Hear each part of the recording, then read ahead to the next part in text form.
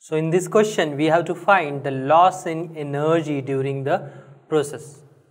Right. Now, the disk number 1 is rotating about their regular axis with angular velocity omega 1, let us suppose, and second disk rotating about their regular axis with angular velocity omega 2, and these two has the same moment of inertia, right? So initial kinetic energy can be written as half of I omega 1 squared plus half of I omega 2 squared. Now, if these two are kept in contact, there must be the conservation of angular momentum, and by using the conservation of angular momentum, we can find the angular velocity of the combination, right? So angular velocity of the combination is given by using conservation of angular momentum, right? So conservation of angular momentum.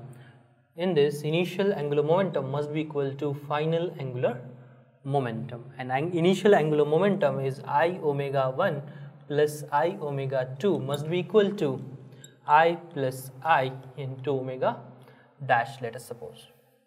So omega dash is equal to omega 1 plus omega 2 divided by 2, right?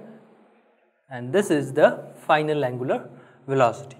So final kinetic energy can be written as half 2I into omega dash squared, and that is equal to 2 get cancelled, I into omega dash is nothing but omega 1 plus omega 2 divided by 4, right? Now, loss in kinetic energy is given by final kinetic energy minus initial kinetic energy, right?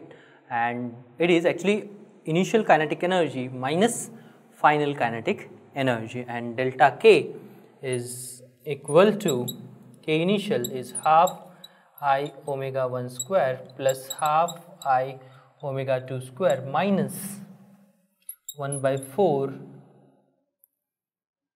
I omega 1 plus omega 2 whole squared.